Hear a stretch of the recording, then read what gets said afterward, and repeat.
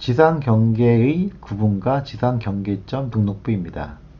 토지의 지상경계는 뚝이나 담장이 될 수도 있고 기타 구획의 목표가 될 만한 구조물 및 경계점 표지, 우리가 흔히 말뚝이라고 하죠. 이런 말뚝 등으로 구분할 수 있습니다. 지상경계의 결정 기준은 이렇게 5가지인데요. 시험에 잘 나옵니다. 첫 번째, 연접되는 토지 간에 높낮이 차이가 없는 경우. 이렇게 차이가 없는 경우에는 중앙이 경계가 됩니다.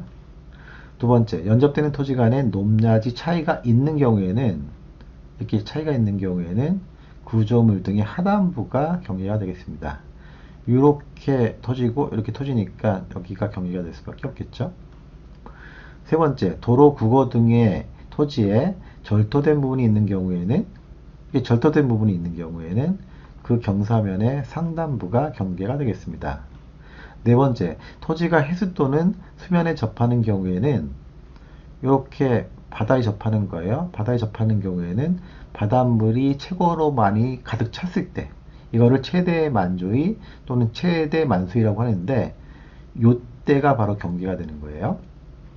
마지막으로 공유수면 매립지의 토지 중 제방 등을 토지에 편입하여 등록하는 경우에는, 이게 제방이에요. 바다가 이쪽이라고 하면은 이 제방의 바깥쪽 어깨 부분이 바로 경계가 되겠습니다. 지상경계의 결정 방법으로 옳은 것은 1번, 연접되는 토지 간에 높낮이 차이가 있는 경우. 이렇게 높낮이 차이가 있는 경우에는 하단부라고 했죠. 맞네요. 1번이 답이고요. 2번, 공유수면 매립지의 토지 중 제방이 나오면 바깥쪽 어깨 나와야죠. 이렇게 제방 나오면 바깥쪽 어깨. 하단부라고 그랬으니까 틀렸고요. 3번, 도로, 국어 등의 토지에 절토된 부분이 있는 경우. 이게 절토된 부분이 있는 경우에 상단부라고 했죠. 틀렸어요. 4번, 토지가 해면 또는 수면에 접하는 경우에는 최소 만조위가 아니죠.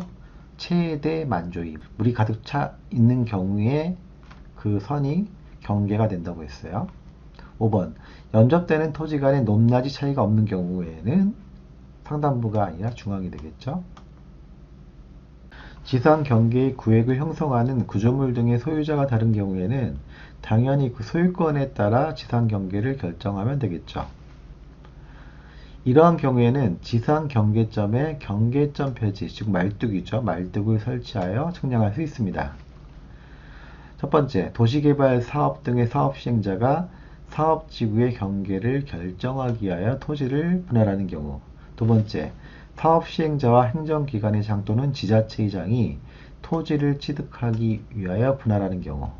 세 번째, 도시군 관리계획 결정고시와 지형도면고시가 된 지역에 도시군 관리 계획선에 따라 토지를 분할하는 경우.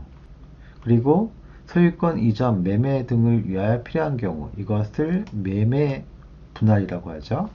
마지막으로 토지 이용상 불합리한 지상 경계를 시정하기 위한 경우, 이걸 시정 분할이라고 해요. 이런 경우에도 경계점 표지를 설치하여 측량할 수 있습니다. 잘 기억해 두세요. 분할에 따른 지상 경계는 지상 건축물을 걸리게 결정해서는 안 됩니다. 하지만 아래의 경우에는 지상 건축물을 걸리게 결정해도 되는 거죠. 이게 예외적인 경우니까 시험에 잘 나오겠죠. 첫 번째, 법원의 확정 판결이 있는 경우. 두 번째, 공공사업 등에 따라 학교용지, 도로, 철도용지, 제방 등의 지목으로 되는 토지를 분할하는 경우. 이 경우는 지상 건축물 걸리게 해도 되는 거예요. 세 번째, 도시개발 사업 시행자가 사업지구의 경계를 결정하기 위해 토지를 분할하는 경우. 마지막으로 국도계획법에 따른 도시군 관리계획 결정고시와 지형도면고시가 된 지역의 도시군 관리계획선에 따라 토지를 분할하는 경우. 이 경우는 지상 건축물을 걸리게 결정해도 됩니다. 분할에 따른 지상 경계를 지상 건축물에 걸리게 결정할 수 없는 경우는 1번, 소유권 이전 및 매매를 위하여 토지를 분할하는 경우. 그렇죠. 소유권 이전 및 매매를 하는데 지상 경계가 건축물에 걸려 있으면 그게 매매가 되겠어요? 안 되죠. 따라서 이 경우에는 지상 경계를 지상 건축물에 걸리게 결정할 수 없는 경우죠. 1번이 답이에요.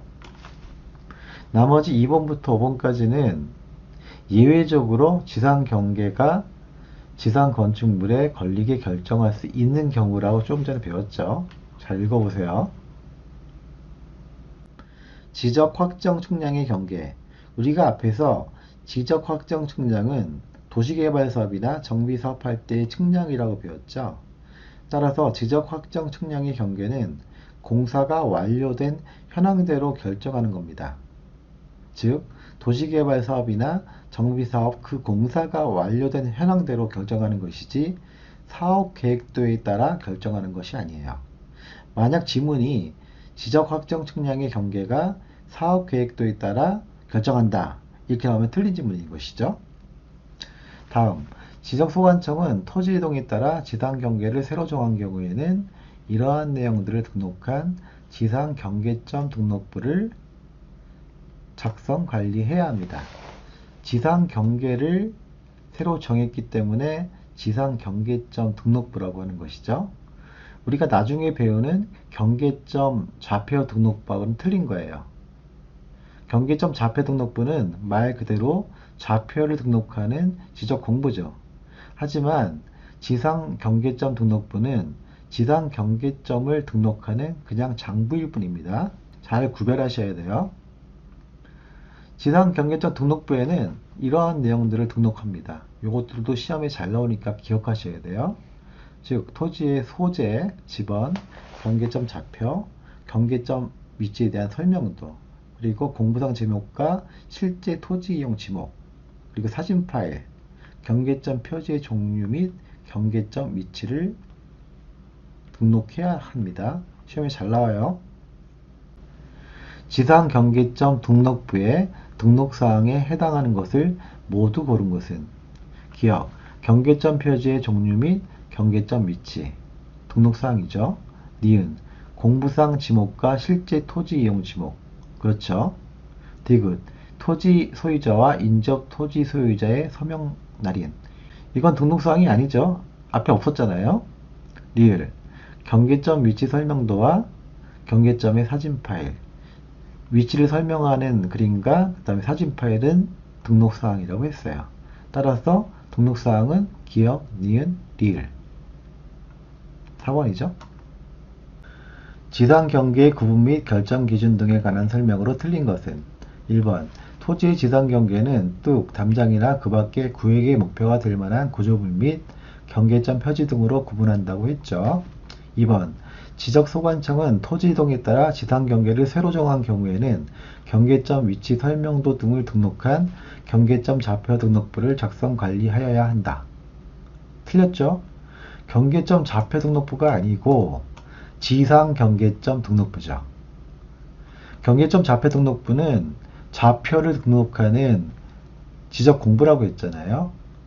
하지만 지상 경계점 등록부는 지상 경계점을 등록하는 그냥 장부라고 했어요. 따라서 틀린 지문이네요, 2번이. 3번, 도시개발 사업 등의 사업 시행자가 사업지구의 경계를 결정하기 위하여 토지를 분할하려는 경우에는 지상 경계점에 경계점 표지를 설치하여 측량할 수 있다. 사업지구의 경계를 결정할 때 경계점 표지 설치할 수 있다고 했죠. 4번, 토지가 수면에 접하는 경우에는 최대 만수이죠. 물이 꽉 차 있을 때.